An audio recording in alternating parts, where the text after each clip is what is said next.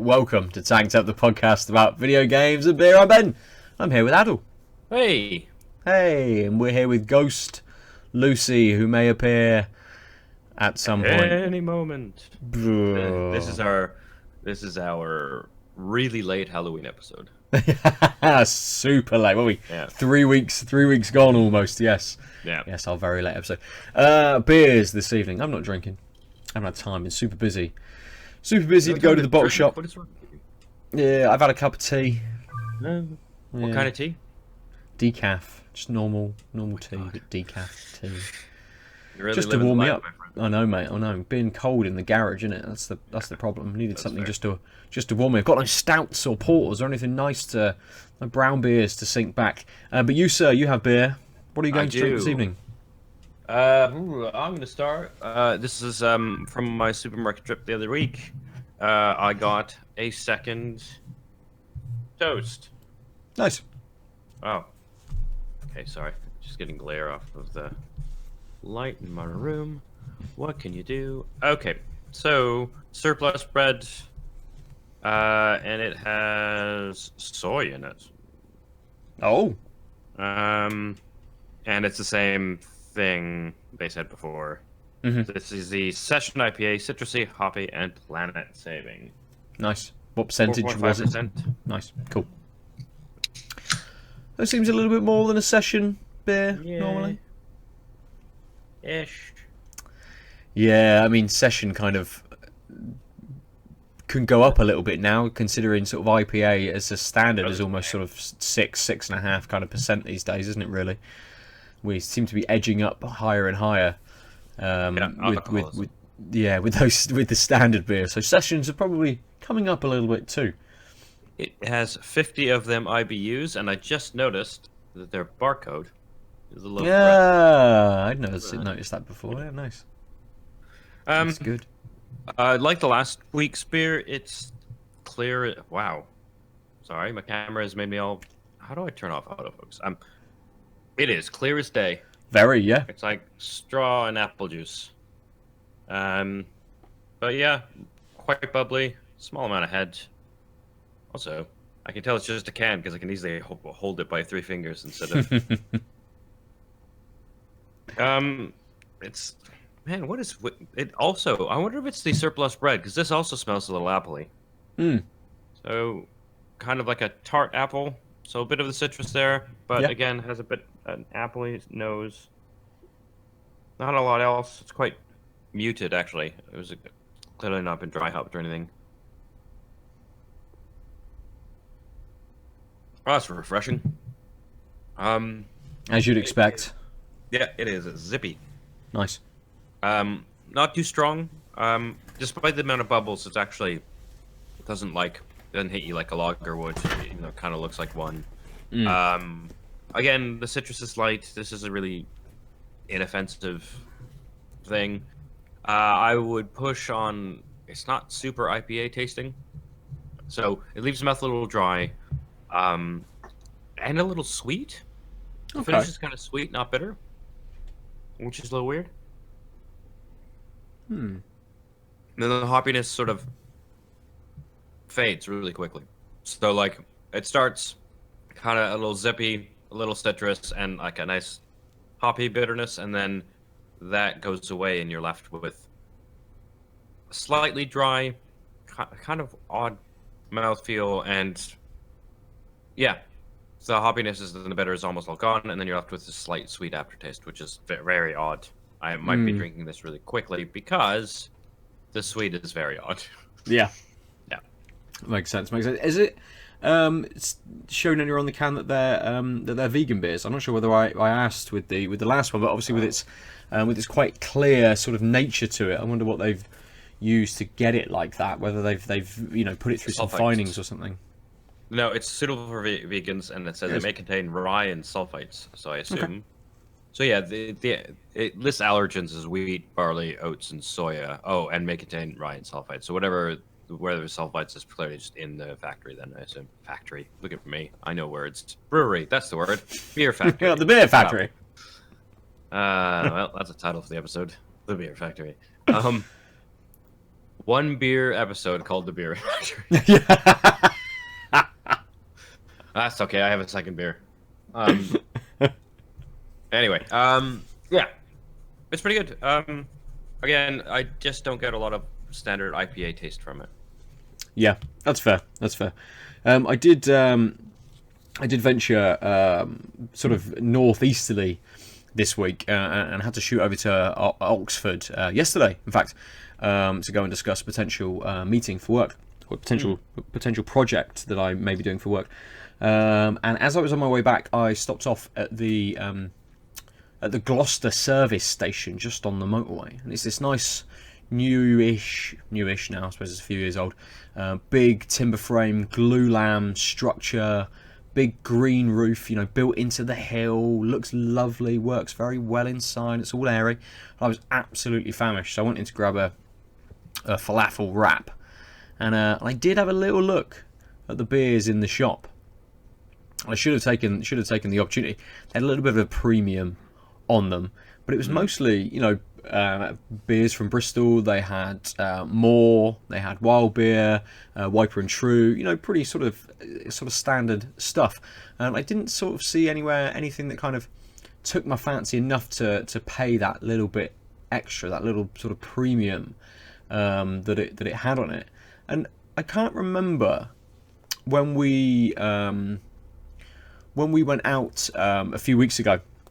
For my birthday, yes, when we went to Bottles and Books and had a few of the beers they had on tap there.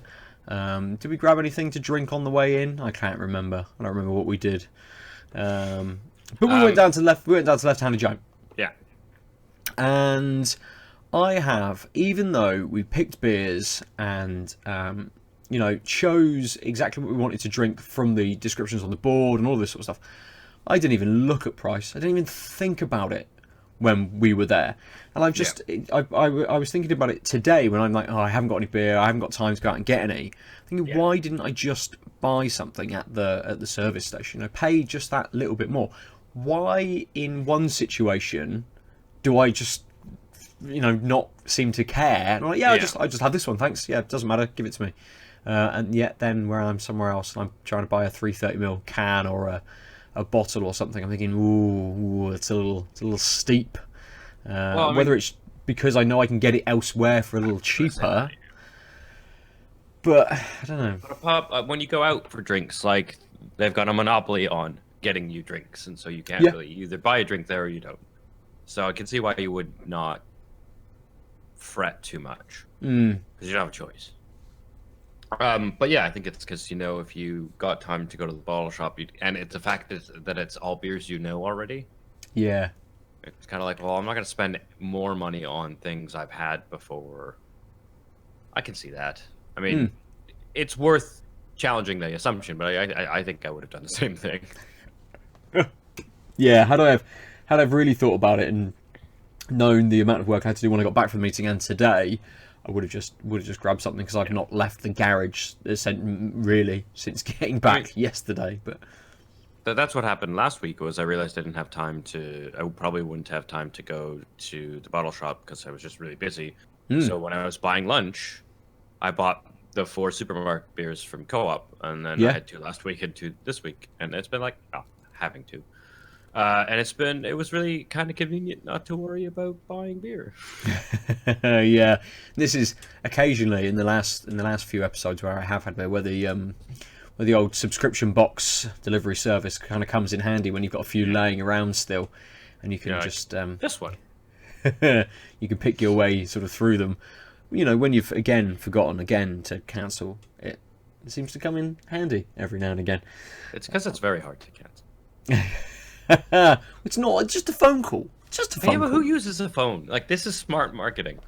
No one likes you making phone calls. That's true. I was meant to order cat food yesterday, and I completely forgot about it until I got a text message through, because I think they must text us every so many weeks to sort of say, hey, do you guys need anything? And it's only because the text came through, oh yeah, I do need to phone. And it's not. I think it's not because I don't want to phone people. I just forget. I just get involved in something else, start doing some work, think about something else. Someone then phones me. I then answer a few emails. I get back into work. Someone else phones. I've got to phone someone for work, and then all thoughts of beer boxes and cat food are just gone out the window completely. What can you do? Exactly. Not quite as bad as the time I forgot to go and pick Evelyn and Kim up from work once. And Kim phones me at 4 o'clock saying, "Have you left yet?" I'm like, yeah, right now. Leaving right now. There's a lot of traffic. So, let's get into our topics of discussion for this week. Aadil, what would you like to talk about this week? I am supposed to be reviewing Blacksad. And Oh, yes. I failed miserably at starting it. Had a bit of a night out last night, later than normal on a Monday, and just woke up sluggish. Because I just clearly, I also, it was very bad sleep. Like, my neck's been hurting all day, etc. And, of course, because the lecture, so I teach a seminar in philosophy of language, and the lecture is on Mondays, and so he doesn't post the lecture notes until later that day after he's lectured, but then I have the post-grad work in progress talk, so I wake up on Tuesdays, and I could pre-do the chapter readings, but I don't. I read over the lecture notes, and then I read the entirety of whatever their reading is supposed to be, and then I teach at 12. Yep.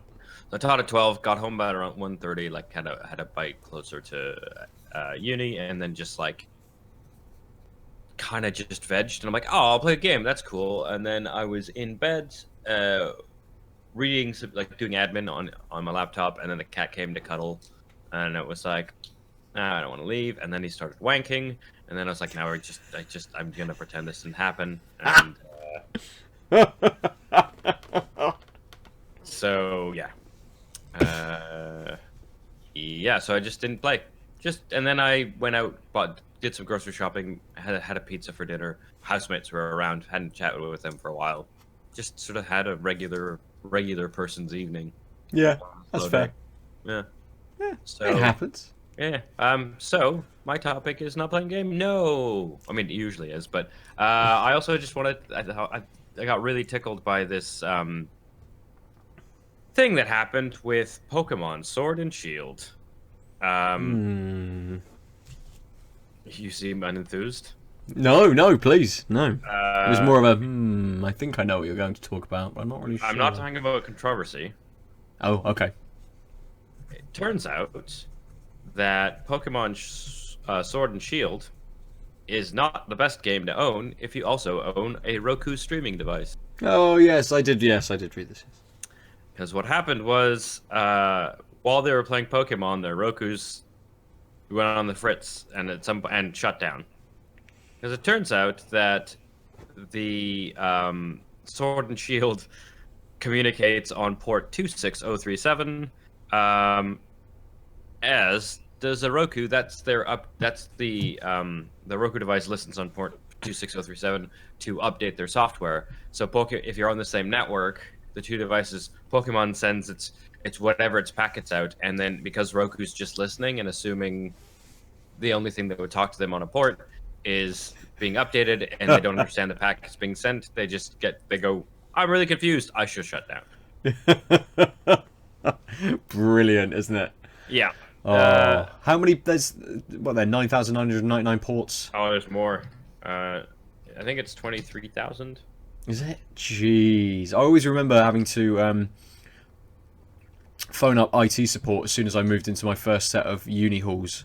Oh, and asked them to open up a ton of ports just so I could play World of Warcraft. Right. There's 65,535 TCP ports and another 65,535 UDP ports. Jeez.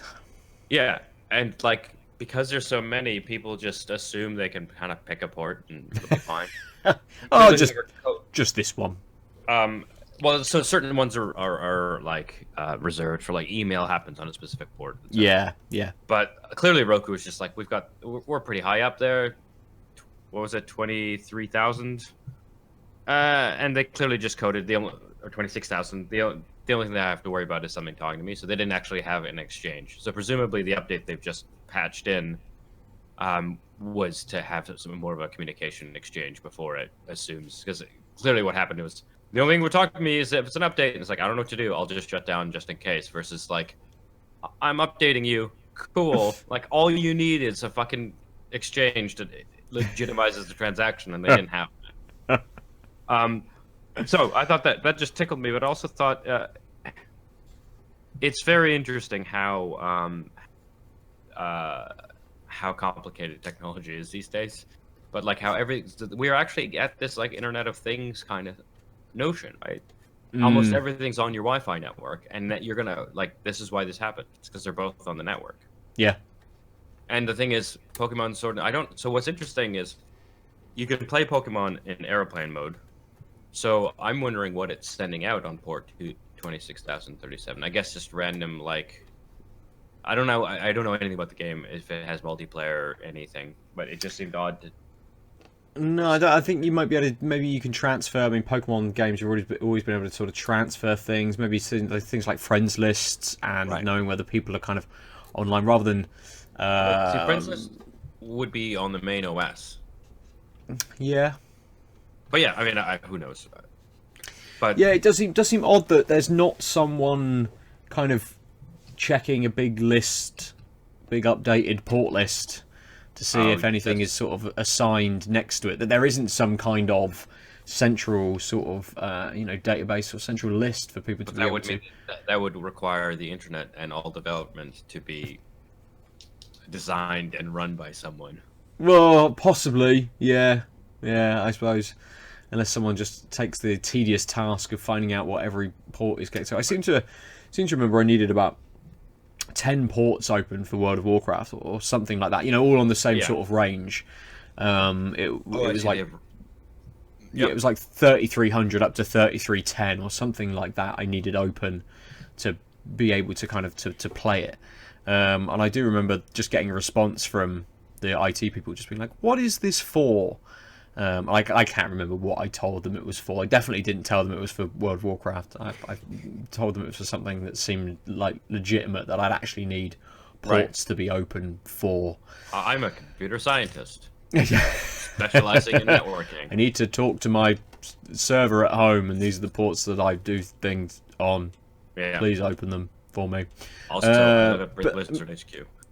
I mean, that's like the only experience really I have of having to do anything around sort of ports and things like that, asking someone else to do something. But talking about kind of like the home system and stuff, now I've picked up or I've got sat in the box a Google Pixel 3a. As we'd conversed earlier, I thought I was getting a Google 3, Pixel 3. They sent me a 3a, so blah, blah, blah, blah.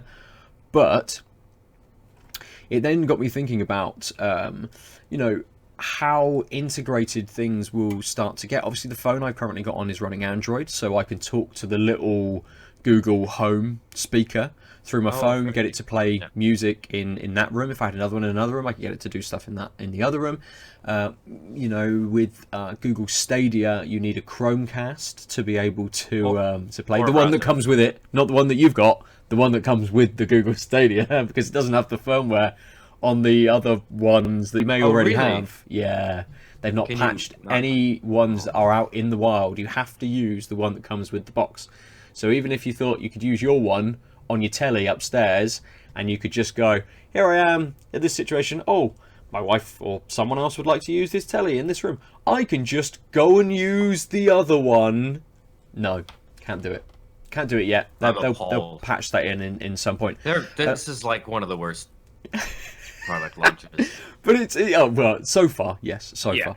Launch, I say launch, right? Like so few game, and this type of thing.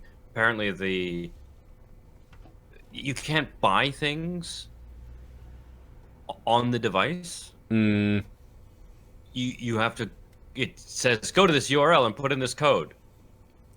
Or you have to purchase them on your phone or on a web browser, but not through your telly, basically. You can't go like, I want to buy this now. Like, I'm in Mortal Kombat 11. Here's the thing. I want to buy this character. It then goes cycle. Hey, go to like google.com/stadia/buy or whatever, and then enter this 4-character code, and then that will take you to authorizing. But I mean, you can, if you did do it like the way they want, is you can play it from any Chrome browser, right? So in that case, you would just open a new tab, presumably. But the fact that the like console-ish, the most console-y slash, what do they call it? Founders Edition thing, Yes. is this like janky even to just do standard things? It's like, because like surely Just Dance has a bunch of microtransactions and Mortal Kombat has Yeah, you'd think so, yeah. and it's like, so two of your fucking 12 launch titles are the most cumbersome version of that game that's been out for a while. It's the gift that keeps on giving, isn't it? Of late 2019 gift. You'd imagine that they have a few more things sort of ironed out. But yes, so the idea that I've now got this, a Google phone, I've got this Google Home. If I ever thought about getting something like Stadia, or not even Stadia, but just a Chromecast or something, we've got one of the Amazon Fire Sticks. Whether we thought, well, actually, let's get a Chromecast, because that can then talk to our phones. It can talk to the little home hub thing, which can listen to us. We could launch things like Netflix and stuff kind of via voice activation and things.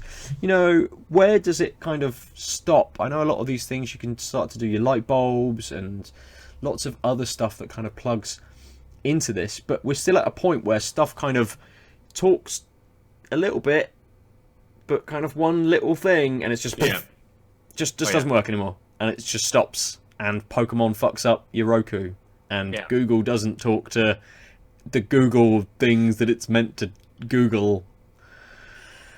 That's I can't believe that's the case. I mean, that kind of can. Of course you can. Of course you can. Yeah, I mean, I think. Yeah, so my TV is a smart TV. Yeah. And I've never used the smart functions. Just nope. Yeah. Which is weird because like I've got a computer hooked up to it and a PS4, and if I want to watch Netflix, I turn one of those machines on and just and it's like, oh right, this thing has Netflix built in. I keep forgetting I could just hit the button, but it's also like kind of clunky and slow. While my PC's almost always on anyway, so I can just open a tab, use the mouse, click, click, click, bang. So, but I think a large part of it is because the ecosystems aren't quite there, and these like standalone, these small little mini computer things are just, I've used a friend's Google Home for a while, like when I was there, and I was like, I played with it, and then I was like, I don't think I would ever want use this functionality.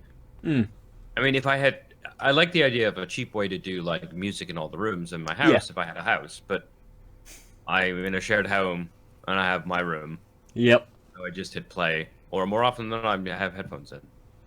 But like, unless you have like a lot more space and you're like a family unit or like multiple spots where people might want to enjoy media or something, I just don't see why you would need or really get a lot of value from these things. Yeah, I completely agree. We didn't purchase ours. We got it. Everyone I know who has it. Yeah, like, we got it through that Spotify deal that they were doing, where they were basically giving one away to any new premium customer, or any might even be any existing premium customer. Actually, I think that was it. Any premium customer. So whether you were new or you were existing, you could get a free one. So we knew that Kim could get one. I'm pretty sure that's how it went. When was this? How long have we had it now? It's this year. Fuck, man! I definitely have Spotify. And I didn't must have been during the summer, but I can't remember exactly how what it was that triggered us being able to get one. But Kim is a premium member. We signed up for the family package because it was an extra few quid for me to then become a premium member, and we managed to get this little home hub. But again, it's not something I'd ever really thought about. I brought the Fire Stick to go on an old TV, because it was much cheaper to buy that than it was to buy a new TV to do all of these things. Right. And it didn't have it wasn't connected via an aerial or anything like that, and it's easy enough to watch things like iPlayer or Netflix and stuff through it. But since we've moved in here, we've never used it. It's never been on. It's not even It's probably not even connected to the Wi-Fi here, right, to be able to do anything. And I don't know. We'll get to this point where you kind of think, well, I have one of these little home hubs in every room, or I have a Chromecast plugged into every TV that I've got, so I can just do everything everywhere all the times, and then just never use any of them ever, apart from maybe we use ours for a little bit of music every now and again. And Kim and I sat down a couple of evenings ago, and it's got a couple of little movie and music quizzes built into it, or it searches for, that are kind of built for it. So we've been doing those a little bit, just to have something else rather than Netflix or sort of any of the other games that we're playing. So just something a little bit different. But yeah, I can't see myself needing it much past that. I know we've spoken about the idea of databases where you could say, hey Google, my phone's probably going to pick that up now. You could, it has. No, go away. You can say, give me an easy recipe that uses these 2 or 3 ingredients. You look in your fridge and you go, oh, I've got these few things. I want to know what I can do. And having a database and something that saves your favourites and all of those sorts of things. We've talked about that kind of stuff. And I could see myself definitely using it for something like that. Yeah.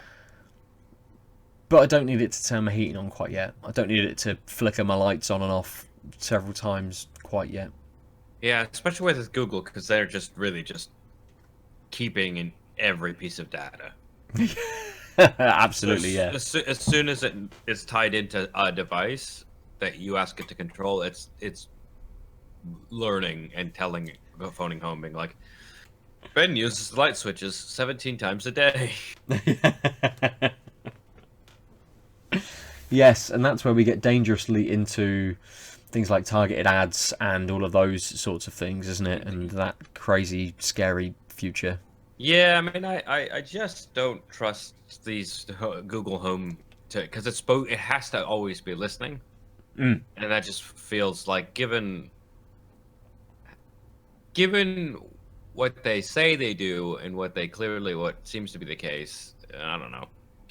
But I'm just an old man. Just a funny daddy at this point. Like, technology is just too far now. But that's yes. I mean, we are, both you and I are kind of on the cusp of being. Oh, I was going to say, speaking of millennials, she appears. Mate, we're whinging about being old men and scary technology. Was this the Pokemon thing? Pod, Lucy. Yeah. Thank you. Apologies for my tardiness. It's not a problem. It's all right. I think it's probably good because we were literally just kind of just whinging about technology and just rambling. We were. Lucy, like me, I don't think you've got any beer this week.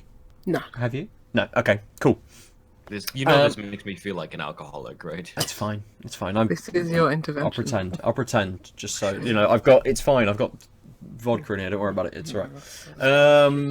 Pretend this is cider. Yeah. Yeah. There we go. Aadil, are you ready for another beer, or shall I move on to my talking point this week? You can go. Okay. Cool.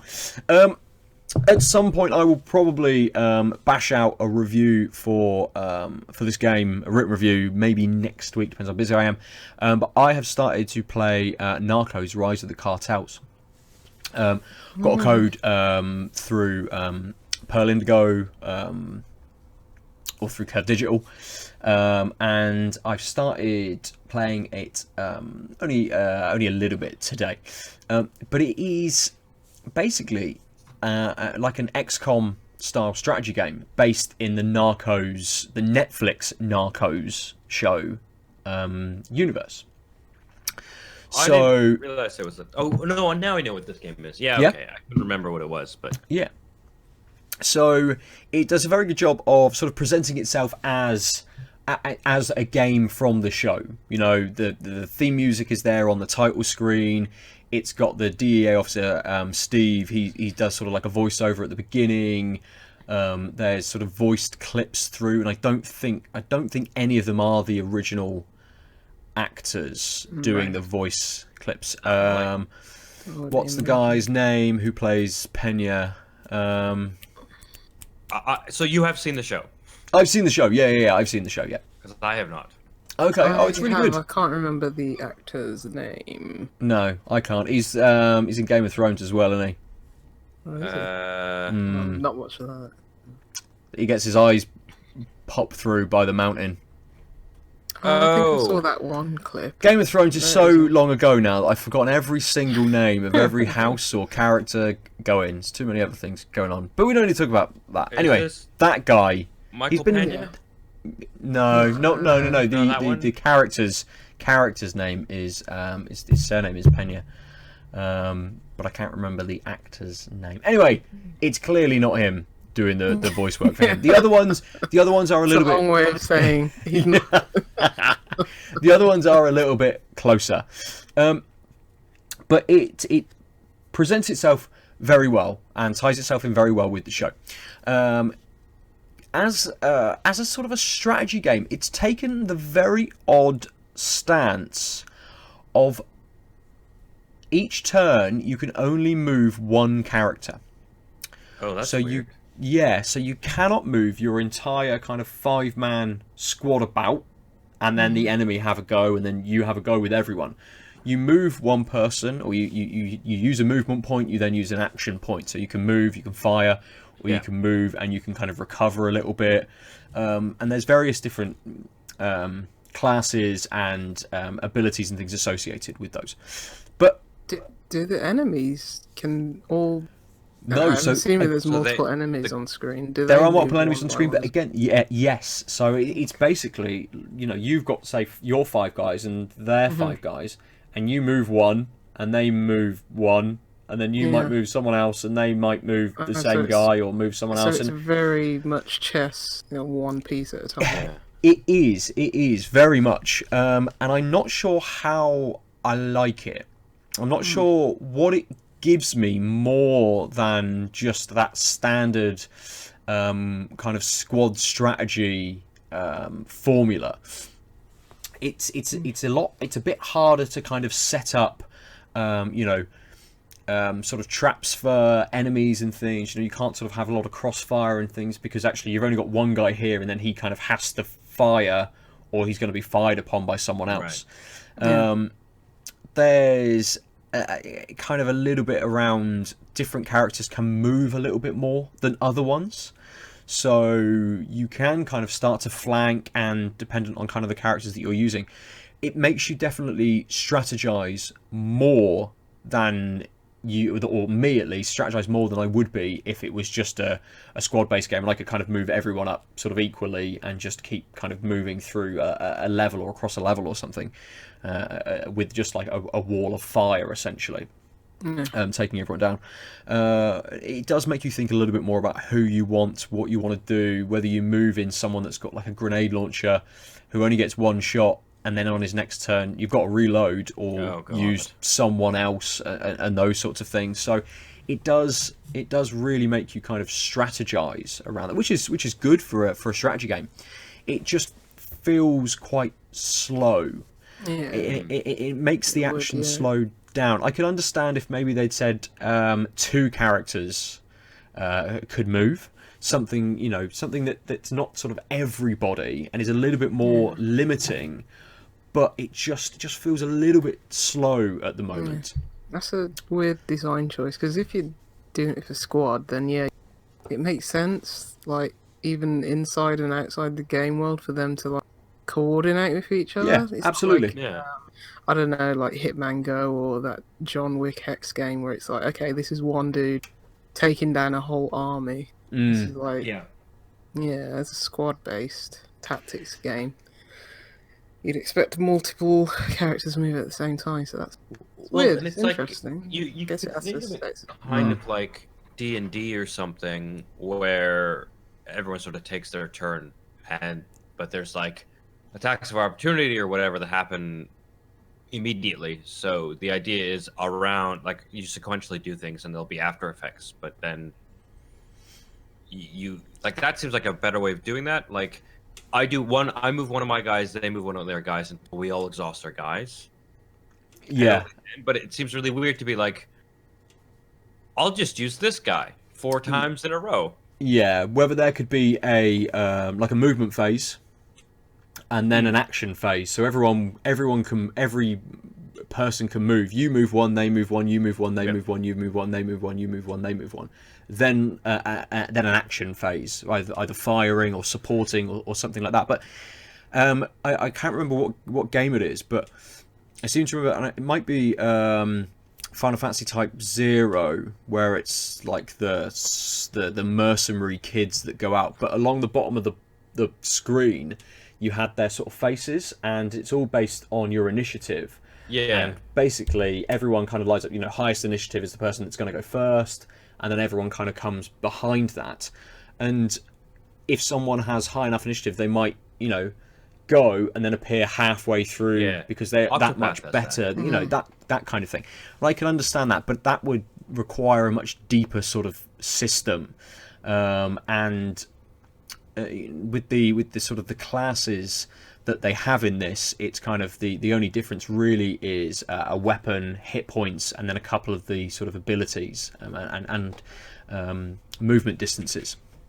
So they're quite light. They're different enough that some of them hit a little bit harder and things like that, and it makes you think about who you want to position where. And if you've got someone who's got a rifle, he's got better accuracy, sort of mid to long range, than the guy with a pistol. So you can kind of stack people up based on kind of what their loadouts are and things. But again, it's something that maybe doesn't quite do this as well as other games. Massive Chalice, which was very heavy into its classes and how you could marry people off and their kids could have hybrid classes and things. That's a very, very clever system. That just isn't quite there with this. So it's a little bit light, but it's doing enough that it's holding me for the moment, that I want to continue on and keep going with it. You've just got to have a bit of time to invest in it, because it's slow and you're moving one character at a time. Something that feels like it should only take, a map or a mission that should only take 10 minutes is taking me maybe 20, 25 minutes. So it's a little bit more of a time sink. Yeah, exactly. So, I played, I think, 4 rounds now. So I played one yesterday. I played one first thing this morning when I came out to the garage. I played one at lunch, and I played one just before we started recording. And all of them are around sort of 20 to 30 minutes long. And it's got a like an overworld sort of map of Colombia, and you have to do a couple of different missions, which then will unlock sort of something that's a little bit bigger, like a main mission with some harder or more enemies and things like that you might be taking down kind of a named sort of character. Right. So it's got a little bit of of the story sort of to it as well, and follows the Netflix show a little bit through what you're doing.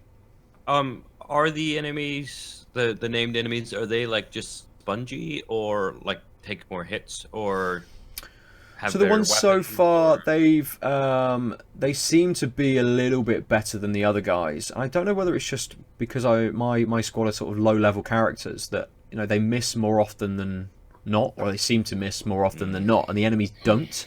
The enemies seem to be really good and have high accuracy every single time they fire.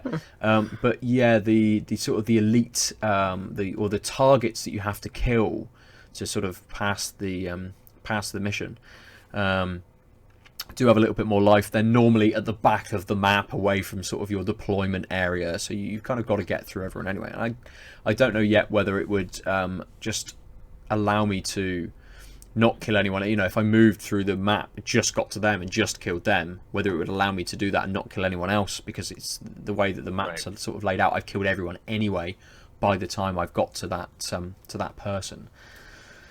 So yeah, and it's another interesting point.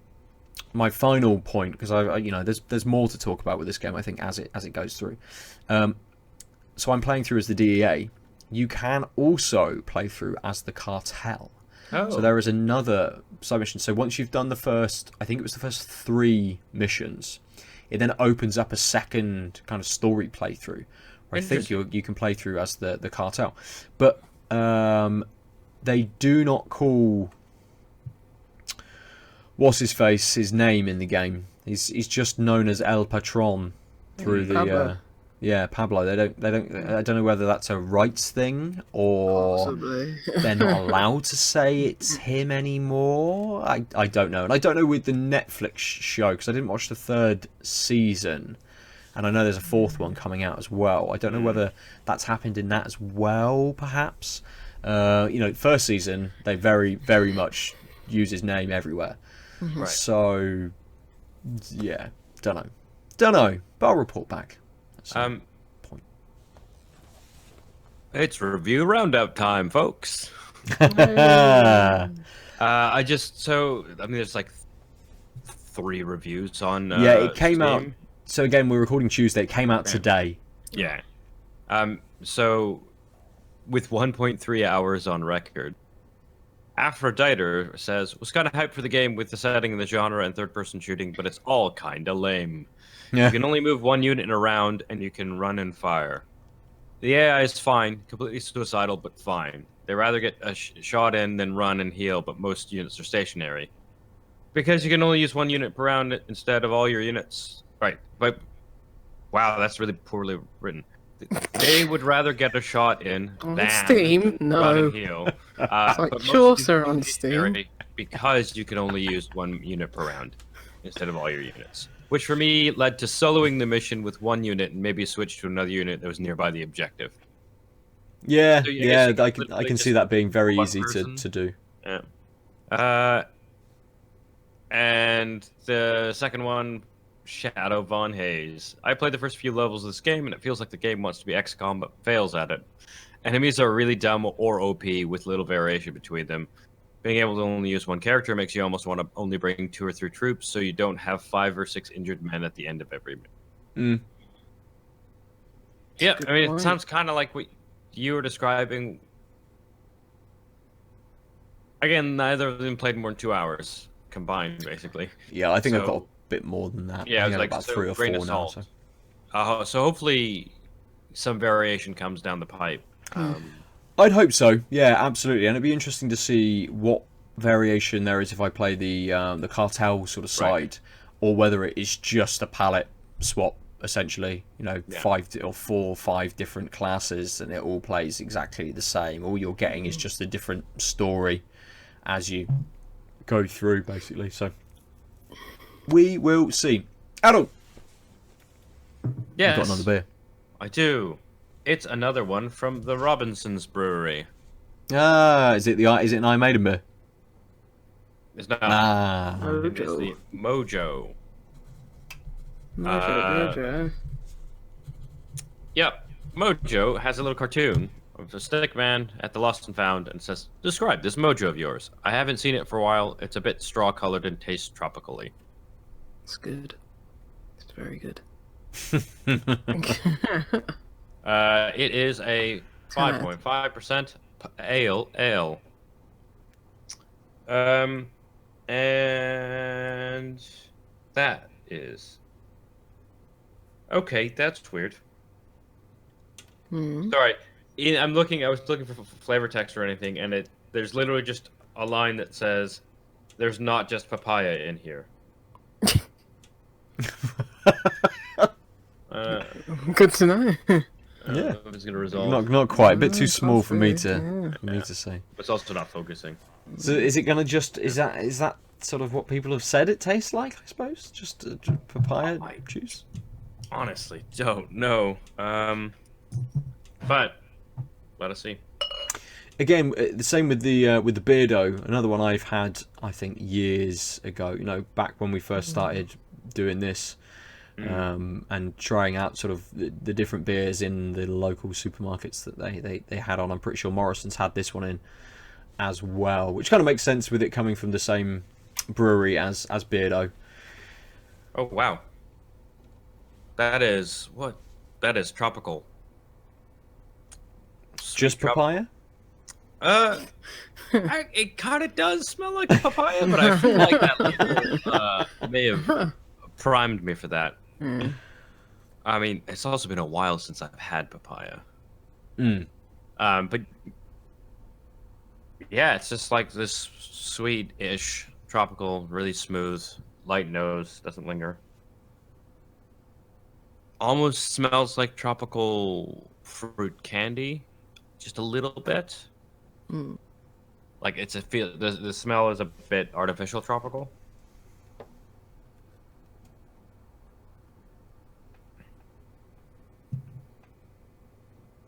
This is a very odd beer. Okay.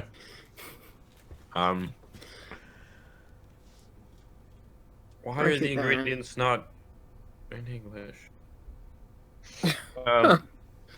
What language are they in?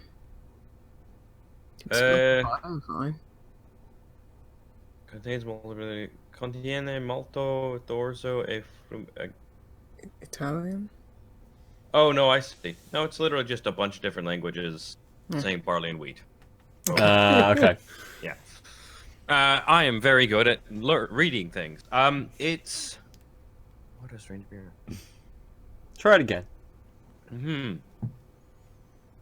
It does taste like it smells. Right. Oh yeah. A little papaya, a little tropically, and sweet. Leaves the mouth a little. Nope, kind of wet. Doesn't make me want to grab a thing. No lingering bitterness at all. It's quite a pale ale. Oh, I didn't actually show you guys. It looks like the last beer, but less It bubbly. does. Yeah. Thicker head. Almost exactly the same color. Yeah, but the other one had like I said, so there's a bit of more viscosity in this one. It grabs the tongue a little more. I can feel that. And again, it finishes a little sweet. What is? Maybe it's my palate today. I don't know how to describe it except that it tastes like it smells, and except for like a light hoppiness, in the finish, it kind of doesn't have a lot of beer markers. I'm gonna say like fruit punch, but it just everything's so light and fades really quickly. Yeah. Yeah, fair. We'll return to it. Yeah. Yeah. Good. Let Lucy. my tongue get used to the strangeness. Acclimated. Yeah. So Lucy, now you're with us. Hello.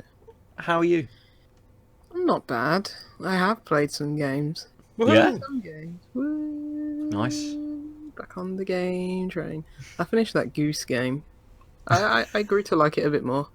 Yeah. I enjoyed solving the puzzles because I think last time I spoke about it, I was like, I'm more interested in just doing the actions rather than figuring out the puzzles. But that changed after I got through like for the first half of the game. The second half was good. Like, I still haven't really picked up. I'm halfway through the pub.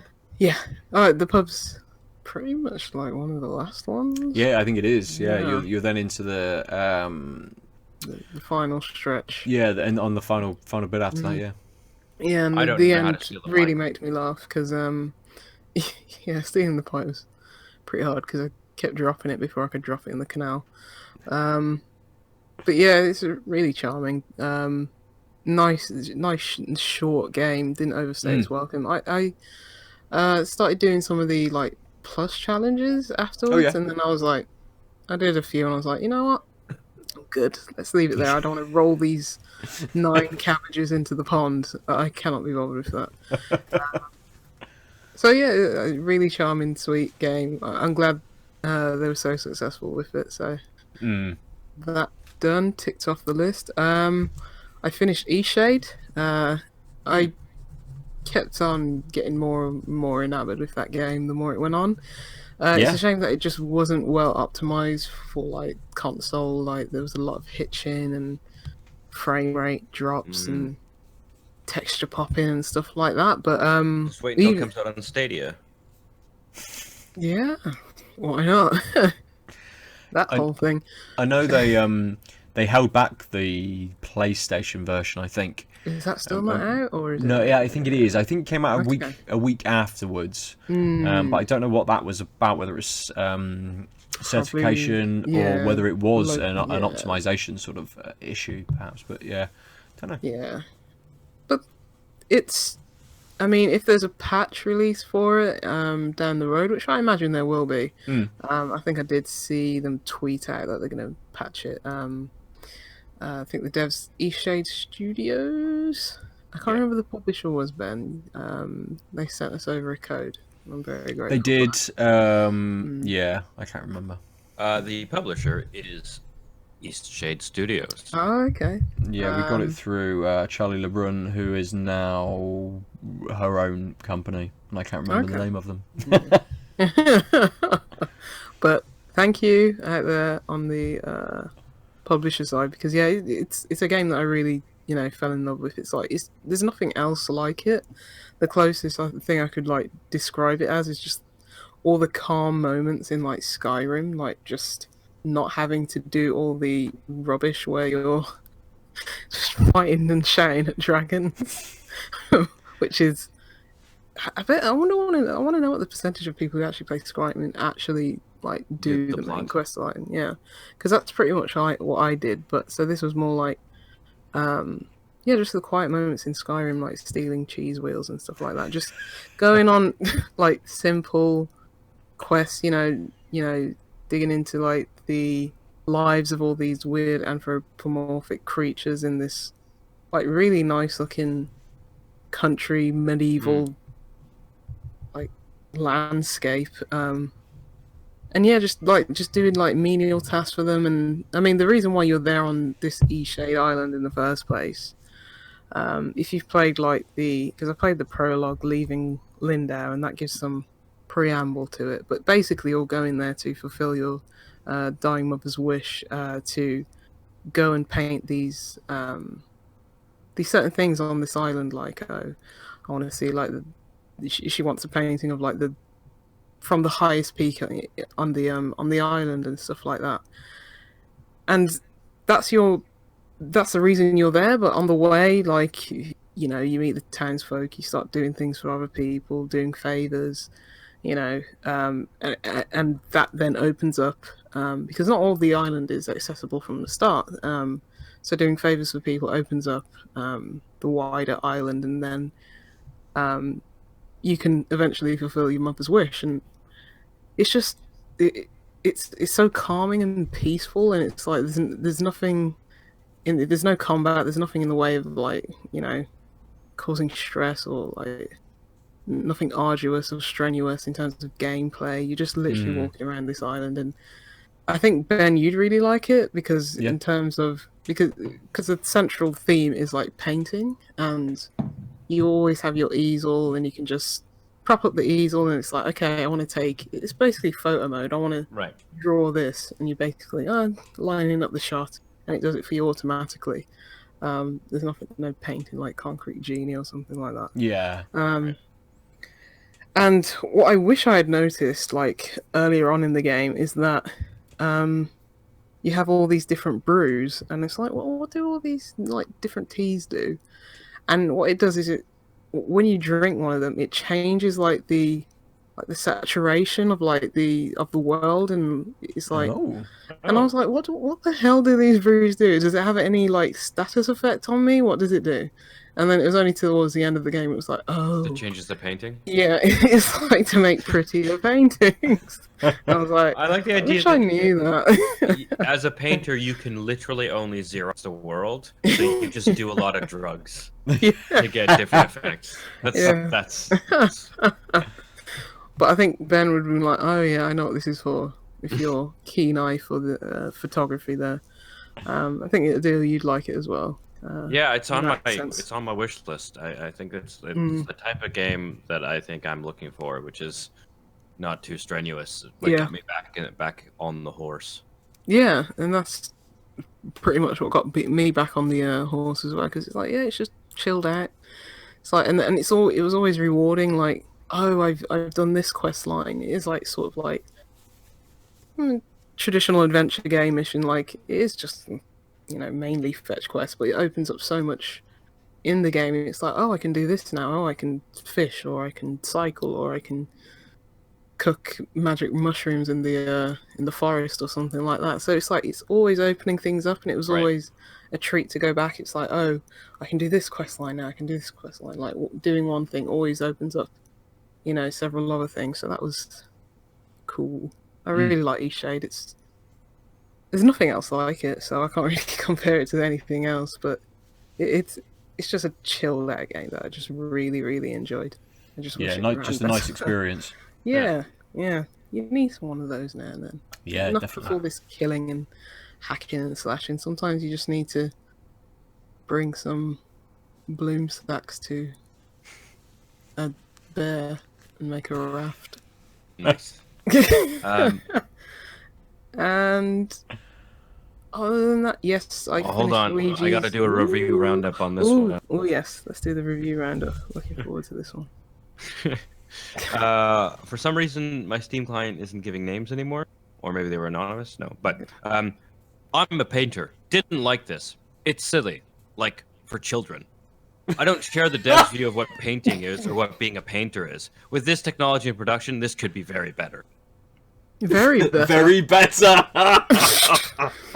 You, sir, are an artist, but you're not a scholar, are you? And then this one from La Sombra Demon. No Spanish support and bad, fast subtitles and dialogues ruin this entirely. A Yeah, it's all Brazilian language, voice but no acted. Spanish? Come on. It's all voice acted, which is pretty cool. Yeah, for a I suppose a smaller budget Yeah, production. it's you can tell this was made on such a small budget, but it's like the amount they packed into it. You could tell it was like a real labor of love. All these different things that you can do, and all the different mechanics there is. And it's just something that seems like, oh, this should just be a walking simulator. It's like, oh, you just picking up items and interacting with it like in like Gone Home or something like that. But it's like, no, you can do more stuff. You can, as I say, you can cook brews in the forest and sell. It does have little reminders of things like Everybody's Gone to the Rapture, and just because of how kind of English countryside kind of that was, and the idea about looking out over sort of like the landscape and things like that. But obviously it gives you a little bit more to do than something like Everybody's Gone to the Rapture, which was go here, watch this mystical past scene sort of play out, and then kind of move on through the story. Yeah, because even though all these like different mechanics are in service of moving the not so much plot, but like getting to your final goal of just getting all these paintings, and you probably won't use them much outside of like the quest lines. It's still impressive that they were able to do like that much, especially given the size of the team. And I think this is probably like the scope where it's like probably feature creep, and they're like, let's do this, let's do that, and it's actually worked out in its favor, because it's like, this is more varied than just your typical walking simulator, or adventure game like, I don't know, Telltale or Life is Strange or something like that. So it's cool. Nice. Very good. Good. But yeah, the reviews overall are very positive for this game. Yeah, I think Rightly so. the biggest actual complaints are that even the PC version's super buggy.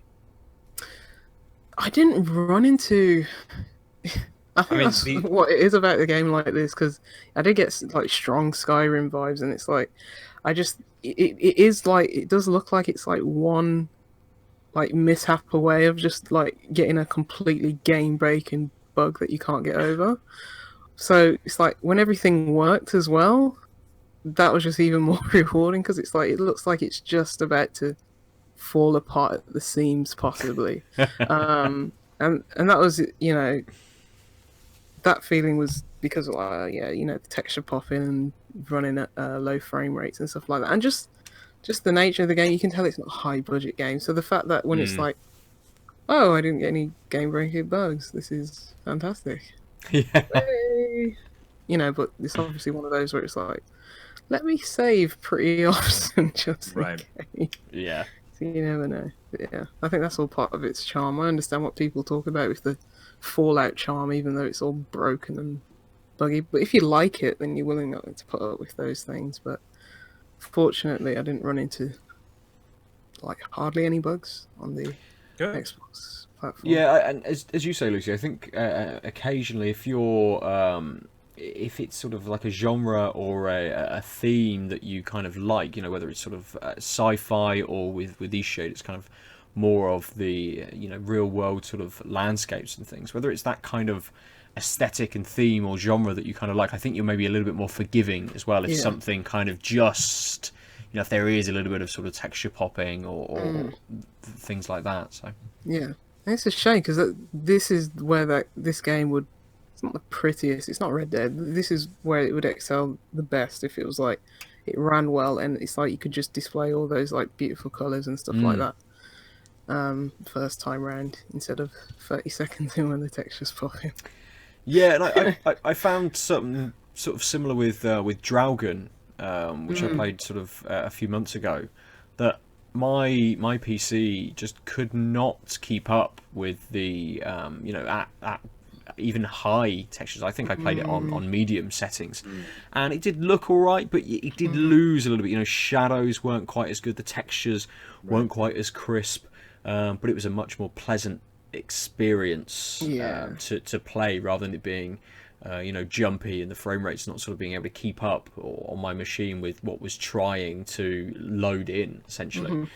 But it's I think we're getting to that point as well where things kind of have to be a little bit more kind of optimized down for everything to get to for it to run sort of as well as I suppose people want. So yeah, and I mean like add basic menu options in your game. Like so many of these games are coming from PC to console, and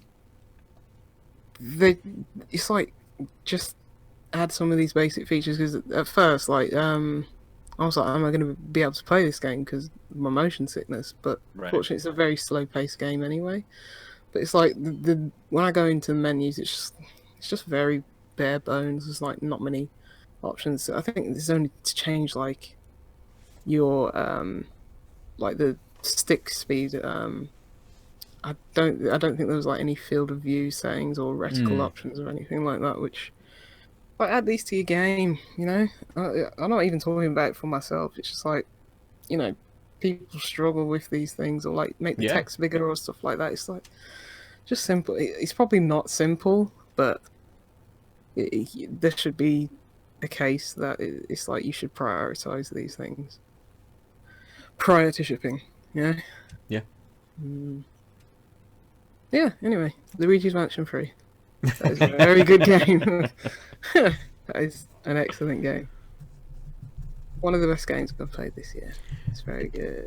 Did you? Because it only came out a couple of weeks ago. Yeah, on Halloween.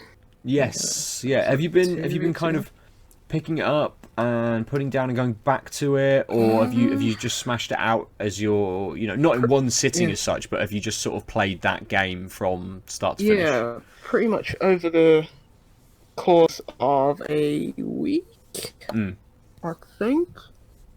Yeah, about the span of a week, I think. And yeah, it's one of those that you don't really want to stop, but just life gets in the way. Yeah. But yeah, I probably played it over the course of like 4 sittings or something like that. There's 15 floors in this hotel called the Last Resort. So yeah, it's like you're basically all the elevator buttons are missing, and you're having to go on each and every floor and find the missing elevator button, and then you progress onto the next floor. So it's a very clear like level of progression. The levels never overstayed their welcome.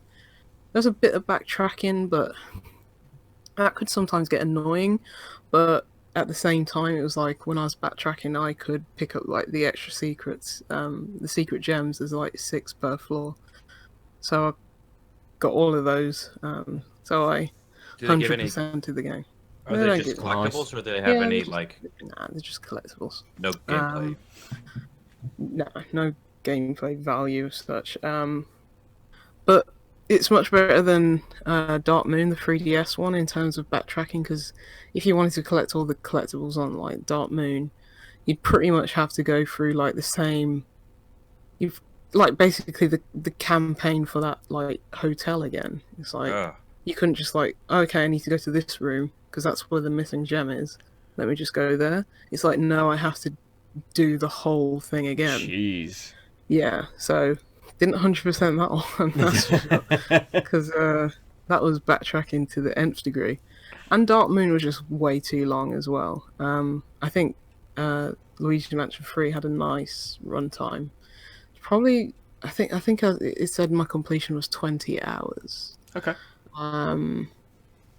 And that is a lot in part because I was like looking at every nook and cranny. Like there's so much.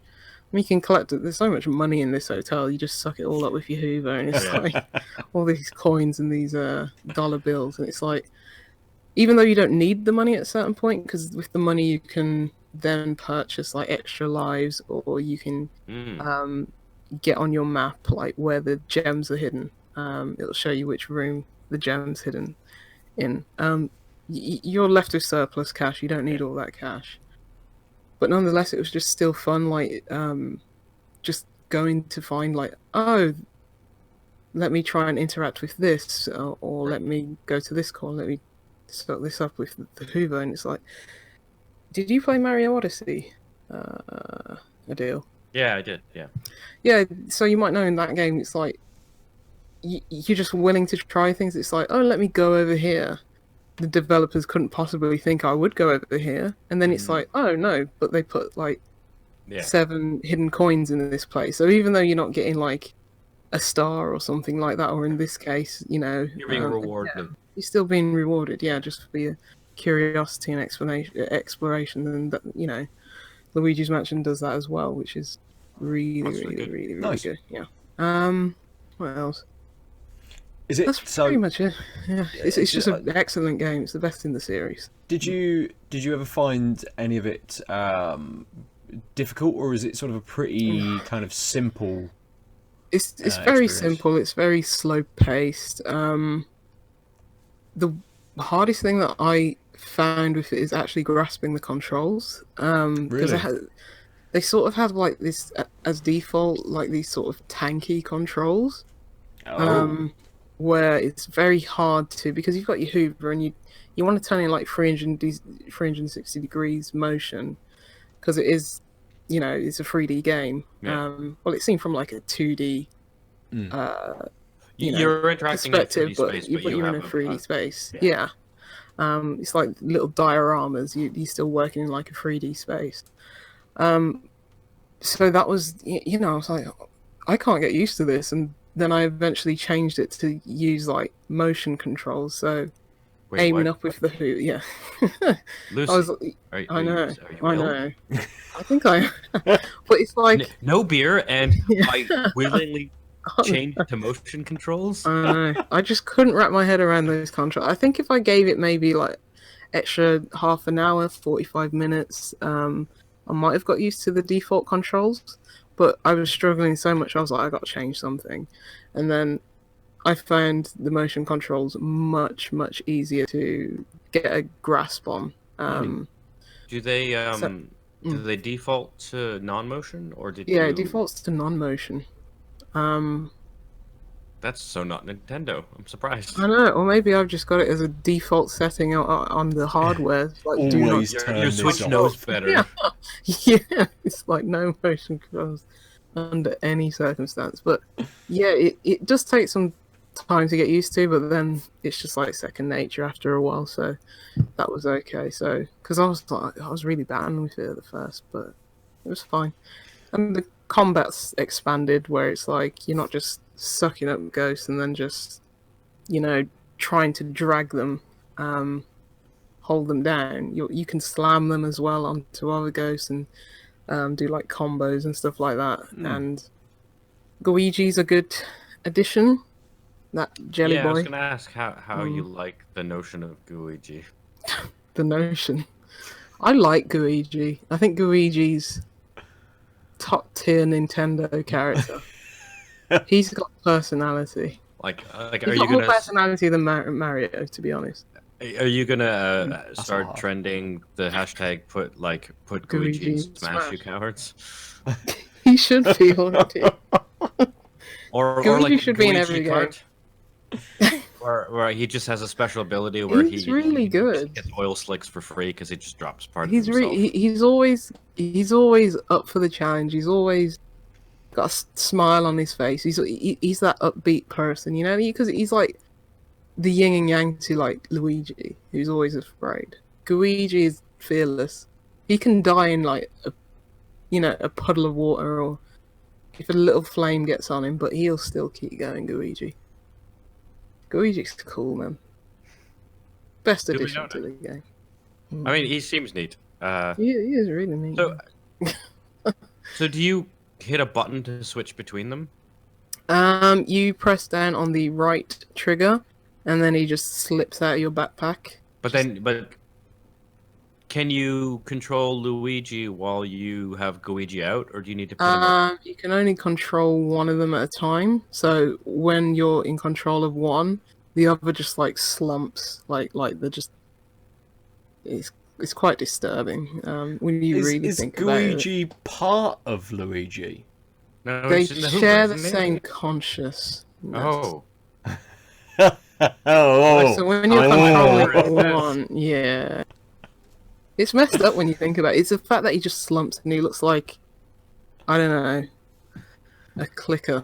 oh man. He's just- But he just slumps. you can have Gooigi out and switch back to Luigi. Yeah, you can have them both out at the same time, and then like if you want to do a combo move or something like that, you set one up, and then you do the action button, and then you switch over to the other, and then they'll automatically both do the action Oh, without neat. being in control of one. Yeah, it's a really good additional mechanic, and it's pretty much the same formula as like the other games, but it switches enough up. It's a good example of a sequel. It's like you're not changing the formula too much, but you're making small but necessary changes to make it feel fresh. So nice. The- Do you?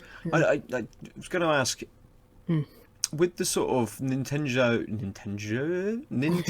games that you've played, I know that you really enjoyed Captain Toad's Treasure Tracker. Oh, that's so good. Yeah.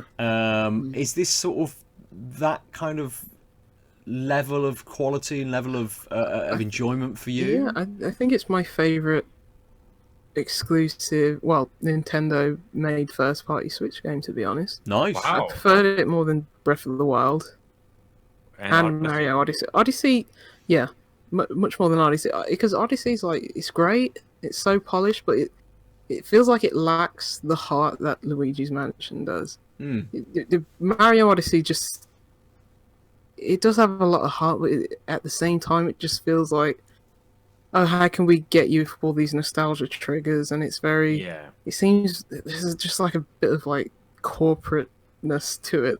It's just a bit weird. Maybe it's too polished. Even though Luigi's Mansion is a very polished game, it's like there's no issues, no bugs, no hitches, nothing like that. It runs perfectly, basically. But just this seems to have more heart. I mean, I love Box Boy and Box Girl, but we've had several of those. Yeah. And Yoshi, I like it more than Yoshi. Yeah, I think this is my favourite Switch exclusive. Nice. Impressive. I might have to Definitely. bump it up on my list. Yes. Although I would haven't require played me- 1-2 Switch. Oh. Yeah. What about Yeah. Arms? Did you play Arms? No, I played the demo. Yeah, it's this and Splatoon 2 Yeah. very much up there. Oh yeah, Splatoon. I just I don't get Splatoon. You don't get it? It's a shooter with squid people.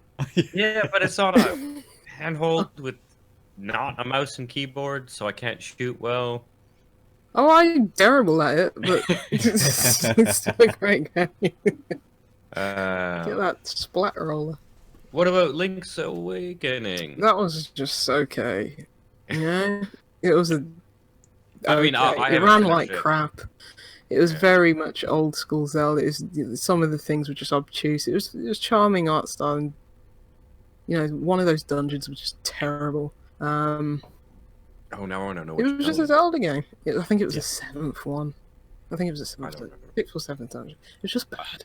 Next But, time I'm back in Canada, I think I'm going to find batteries for the Game Boy and play OG Link's Awakening on the OG Game Boy, and then I'll be Yeah. like, "Oh my god, why can you only have two things equipped at a time? This is the most insane game design I've ever seen." I mean, why not? I mean, you lot, I don't know if you lot saw me posting the Game of the Year Yeah, nominations in chat. It's not been a great year, has it? No. It's like you might as well go back. There's nothing to I mean, play. given that I didn't play much, I'm kind of You're not missing out on much, to be honest. You're not of missing on all like the a. years. Yeah. You're not missing out on a God of War, or Red Dead, or Oh, Obridin. wait a minute. You do Ape own Out? the Outer Wilds, though. Oh fuck yeah! And you give me Outer Wilds. Chronicle Genie, whatever it's called. I Concrete. hate how they. I'm just gonna call one Fallout Outer Worlds. New I don't know under Sagav. Fallout New Sagav. Yeah. And the Outer Wilds. I'm just gonna say Obsidian's new Kerbal game. Space Program Yeah. 2 and Fallout New Sagav.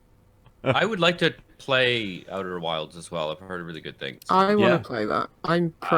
I'd like to try the Outer Worlds, but everyone says I don't think it's for me. So I really want to play the Outer Wilds before the end of the year.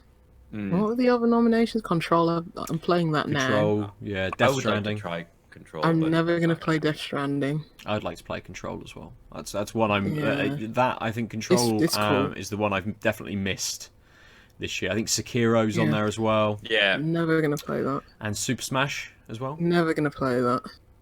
And what? Wait, Lucy. What if Luigi was in Smash? Never gonna play it. I'll tell you that from But now. then Cowards, Smash mate. would have heart. Because that Yeah, but came they- out in December last year, so it missed the cutoff for Yeah, it must. Yeah. last year, wasn't it? Yeah. So, you know what? Just let Smash win. Screw it. Whatever. As The long headlines as write themselves. Smash yeah. award show. What else was nominated? Was it just those? I think it was just those. Yeah. Death Stranding, Control, Control, Death Resident Evil Stranding. 2. Oh, Resi 2. Yeah. That's the winner. Sekiro, Outer Worlds, and Smash. Yeah. Yep. Cool. 6. Yeah. If Resident Evil 2 doesn't win, I'm rooting for Control. My biggest complaint Could be is Death Stranding. somehow Ape Those are Ape the Out only didn't games I've get played. a music nom. Oh, Wait, yeah. what the other didn't? categories. Ape Out? Didn't get a music. Oh, nom. really? Yeah. To be fair, these awards are stupid. Like, I don't want to crap all over Jeff Keighley, but I think the BAFTAs are a much better yardstick. Yeah. And I'm not trying to be snobbish, but the BAFTAs are you know, better Wait, gauge wait. for me. Is this the Game Awards or Golden Joysticks? that you Game posted? Awards. Game I think- Awards, right? I think Resident Evil 2 won the golden joysticks. I believe. Because like, that's now-ish, isn't it? Or last week, maybe? Golden Or this week? Sticks was last week. Last week, right. Yeah, I saw a press release for it. I'm sure Resident Evil 2 won the Game of the Year for that. Oh, we're so up on our gaming news, aren't we, really? Yeah. Talking about We old are. tech and moaning about it, and we don't even know when the We awards are are. the best at this thing. You know what? I wouldn't mind any of those games winning, except for Death Stranding. Just what I've heard about it. I've not played Death Stranding. But I don't know how that could ever win. Jeff Keighley is the host. What, he's just going to fix it? for his good old mate Kojima. There are some memes where he just it's Jeff Keighley's face, and then he opens it's looking down at the card that he's opened, and it says a name of a game, and he just says Death Stranding.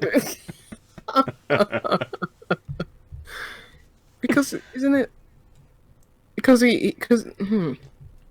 doesn't he open it for like different his mates, like, you know, not his mates, but like industry people say, okay, it's down to you to do the nominations, or is it no, the nomination's already done, he's just getting the critics to vote for which one?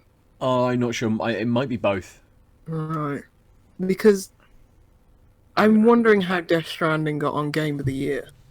I know. I'm genuinely wondering. I know. Not that it's a bad game or whatever. I don't know about it, but to be up there, like I've heard universal praise for The Outer World and Sekiro and Smash and Control for the most part and Resident Evil 2.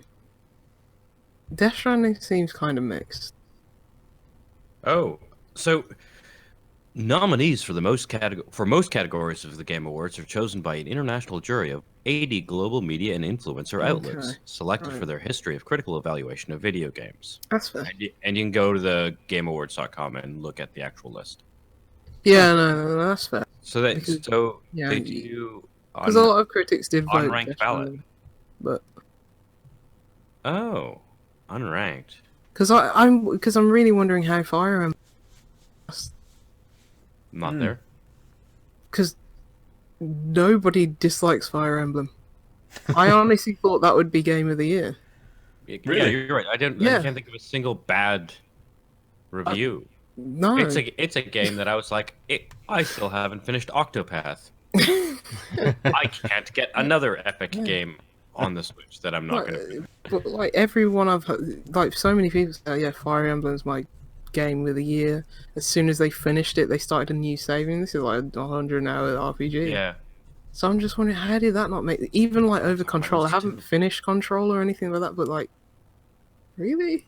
Don't know. Really? And I suppose it might. This is part of it as well, isn't it? There may be, they go to IGN and say, "Hey, we're looking for some people to put forward the nominations for Game of the Years," and IGN, I would imagine for their own kind of Game of the Year stuff, they will all sit around together. Whereas for this, they might say, "Oh, can you two go off and you can put forward these things," and then it very much comes down to personal choice, doesn't it, of who has been put in. I'd have just thought, like, yes, it's these are the people ultimately voting who get the biggest weight on the vote, the critics and stuff like that, but surely Fire Emblem should be on there. Like, glaring omission. I don't know. Do Game Awards do platform-specific ones? So will they have 5 PlayStation games up for best PlayStation game, 5 Xbox games up for that and stuff? But they might have way back in the day, but they don't now. Because the Xbox category would just be null and void. I was just thinking it would probably Halo the Master Chief Collection. It would probably appear on there. They've got like 1, 2, 3, 4, 5, 6, 7, 8. 3 times 8 plus 5. 21, 26. 31. 31. 21. No, 29. Yeah. None 3 of us times can 8, do 24 maths. plus 5. 29. 24. I thought it was 21. There are 29 Well categories. done, Ben. One of us can do the maths. Fire Emblem might be in one of those. Yeah, independent game. So the closest you have to a platform-specific thing is mobile game. Right. Oh, but there's one of the categories I just noticed is fresh indie game presented by Subway. At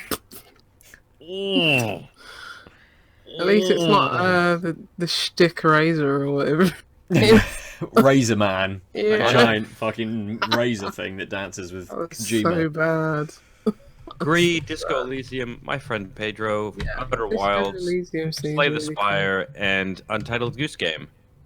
Those Ooh, are what will the that be? Subway cool. Award It should be potential. Disco Elysium from what I've heard. I really want to play that game as Me well. Yeah, too. I do. I want to play that, and it seems like this isn't. I've heard people like it to D&D, and it's like that's not me. Sounds cool though. Looks Yeah, definitely. But I don't have 30 hours. As we've been saying, yes. Yeah. What other epic I can mean, we? I put will into? be employed come January. January. So, I won't be either. except for looking for a job and writing, I think I'm just gonna become Shall a we just- streamer. Shut. I'm gonna Fuck- say, shall we just be fuck this hermits and philosophy play thing. games? I'll get my PhD and then be Doctor Streamer. Nice. That's good. At least you. Why don't you be Doctor Respect?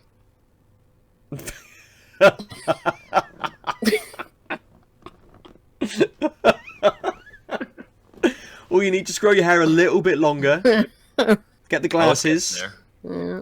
You're Stay away. out of public restrooms. Oh dear. Oh, what a good place to finish this week. Is it? It seems as good a place as any. Aadil, you've had 2 beers this evening. Which did you prefer? The one that didn't taste weird. I was actually so. I looked. Oh, I think I might have closed it. That's a shame. Okay, there's a review roundup for the Mojo beer. Oh. 'Cause I was just like, what is this thing that I'm tasting? I'm gonna look it up. This is from rightbeer.com. Flavor is lightly tropical, some malt. Palate is watery, with the vomit lingering. Smells of vomit with hints of yeast and tropical fruit. Tastes like fruit juice, but bitter. I was like, literally the vomit top is- result for this poor beer tasting notes is so it doesn't taste like vomit. It doesn't smell like vomit, but there is something weird going on. And it's It's a like little fermentation. it's not even that. It's just like Esters. I think it's like the sickly sweetness of combined with that sort of more papaya-y tropical taste just gives us this weird and again, like there's almost no beer taste going on. Yeah. So it just makes it's not what you're expecting. I can see how people just didn't Yeah. like it. I'm just like, what am I drinking right now? Yeah. Yeah. So against all odds, it's the session IPA that has no taste like an IPA because it tasted like a beer. It tastes like a reasonable session pale ale, the toast, and you're helping save the planet by reusing old bread or whatever. Yeah, that sounds right. Although now that I think about it, like I get the pun same. with drinking and toast, but like you wouldn't be making beer out of toast. Well, once It has to someone be toasted the untoasted bread toast. first, and You then know, they you put it in the bin. definitely want untoasted toast. They Yeah, well, might they weren't gonna call it cut the- bread, cut- were they? Cut the bread. crust off. I don't know. I don't know how the fermentation process works. Throw Not my- anything in there. Like my bloody daughter. Have you cut the crusts off? I know, fucking eat them. Come on, God. just a sandwich, You know, mate. I was saying this at work the other day. I was like, I don't trust people who still take the crust off like their bread and pizza. Like you mean adults? Yeah, I Yeah, said. sorry. I thought you was- just meant like in the two 2019, people I was- any human who doesn't eat the Yeah, crust, I don't no, trust them. kids, whatever. You imagine they'd grow out of it, but the people I was sitting by, the two of them, they were like, "Yeah, we do that." I mean, so I've definitely had pizza that has bad crust, like where like there's like an inch. Oh and a yeah, half. if it's bad or burnt, take it Yeah. off. If it's just a crust, eat the goddamn thing. Would Good, you, so- maybe playing Smash Brothers, you just cut of crusts. Bunch of babies. Oh, so toast for you, Aadil, is the best beer this Yeah, week. and I think the title has to be "Babies at the Beer Factory" now. Well, I've written couldn't remember- you weren't Luigi's here. Beer Factory in at the Oh, top, yeah. but yeah, it's, I couldn't remember the term for brewery, and so I said beer factory. Well, It's a descriptor of what goes on. We've done. Anyway. We were doing well that first 40 odd minutes. We were. Yeah. We were on our Yeah. game, Lucy. Luigi's beer factory. Yeah, I think Yes. Gooigi's Beer Yes. Factory. Well done. Oh, so Aadil, if people want to talk to you, how do they do so? They probably shouldn't.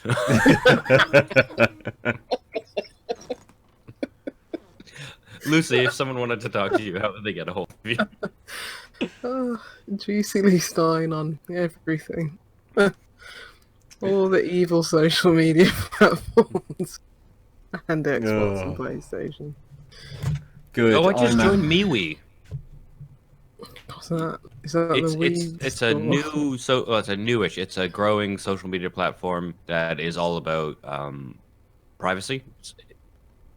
not about Oh, I it. don't care about the privacy. I just care about seeing Nats post crap every day, which is pretty much every social media Yeah. platform. So some people in philosophy Twitter were talking about joining it. So I joined to see Well. what it's like, and so far I have 2 friends from philosophy in the world who I don't know in person. And I was like, cool, well, there's no content on this social media site. I don't know when the next time I'll log in. Cool story, bro. If people want to get you on MeWe, It's I thought it was MeWe like and just look Nintendo up Wii. I thought it double was like the ADILKURTI. Miiverse resurrected. So, I'm not at the Omniarch on MeWe because I didn't know how to get a custom URL, so it just made my name. Right. Yeah. Fair enough. Fair enough. Obviously, you are at the Omniarch everywhere Oh, else. come on! at Nova I didn't want. This was the _ censored day. Really? Is it? Yeah, no. I'm at Nova_47 almost everywhere. We are at Tanked Up Cast on Twitter, over on Instagram. And were you going to say something there, Adam? I was going to say I forgot to take a picture of the toast beer, and ironically, it's the one I picked, so I only have a picture of the weird beer. Yeah, I've been too busy to post pictures of Yeah, beers anyway. I'll I've start slacked, doing I've my own slacked. posts. we were on the Instagram for about 6 months. Yeah, about that, yeah. Well, I think that's more than anyone can ask You for. did well. Yeah. Yeah, We're we're retiring from the internet. Exactly, very much proven we're not millennials, I suppose. We're Okay. somewhere in are. that void in between, Yeah. kind of not People really are Oh yeah, Right. embracing examining or whatever either. that's called. Yeah. People at work made me add Snapchat, and I'm already just exhausted by it. Do you actually check it? Yeah. So I had someone. Okay, well, Because that's now, all they so post. are you Juicy Loose 9 on Snap? Yeah. Apparently, I joined in 2014, and then I re-downloaded it a few weeks ago, and I have no idea what's going Do you snap or do you just No. look at snaps? Of course not. I didn't know how to. Sandwich. They were because the first time I lamppost, did, they were like, tree. "No, you don't take the picture first and then put it on. You just take it straight from the Yeah, app." to the app. Because the whole No, point I is it was like- distracts itself. It doesn't, though, does it? Really? No, of course not. That's why I'm not taking. It's somewhere. Because I asked someone today, it was like, what do they call it? Do they call it a Snapchat when you receive one, or is it a snap? And it's apparently a snap. It is a snap, yeah. So I got So- snapped. So you want to make? You know what makes you feel old? One of the students had missed a bunch of courses because they were sick. Classes they were sick, and they were like, "How do I like? I feel really lost. This is in logic. What should I do?" I'm like, "Oh, just fucking use the textbook." But also, like, if you have any problems, email me. You know, the usual spiel. But I'm like, just go through the textbook and actually do the exercises. It's the easiest way. And then another student was like, "Oh, well, like, I can help you out because I'm doing all right. And if you've missed out, like, we can just like go for coffee or something and then like talk." I'm like, "You might be trying to pick her up, but you might just be nice. Anyway, not my problem." And then she's like, "Cool." She's like, so then they both whip out their phones and she's like, "Oh, here, add me on Snap." And that's the first time I like organically saw youngins being like, my primary way of communication is Snapchat. I'm Really? like, for school stuff? Yeah. Oh, that's so weird. 'Cause And they I was like, chat on I that- just felt so old. I was just like, I need to leave now. The thing is that It's awful because the conversation's deleted, so it's like I can't remember what you said like 5 minutes ago. I can't remember what photo you What sent were we talking me. about? Where In, is like, that the link horde- gone? Yeah, because it's like they send like all these photos and they go so quickly and videos and stuff like that, and it's like I can't digest that much information, let alone where I can't view it again. I can't see past conversations. So someone's like, No and threads? it's like I don't know what you're talking about. Oh my god, they've undone threaded. The thing I like most about modern technology is like when we figured out how to thread emails and whatnot. I'm glad we've. So we're at Tech our Cast conversation on Snapchat. Our conversation, Aadil, ended with us moaning about technology, and now Lucy's joined, and our conversation is ending with us moaning about technology. So everybody go to outoflives.net. You know how to use technology. Go to outoflives.net, look at other articles, listen to other podcasts, do those things. Go to the Out of Lives YouTube page to see our beautiful faces, see the beers Aadil's drank this week, or the beers that we normally drink each and every week. But for us, we've been tanked up. We're old. We're tired by. Yeah. What's a shame is the Quiet Man developer got shut down.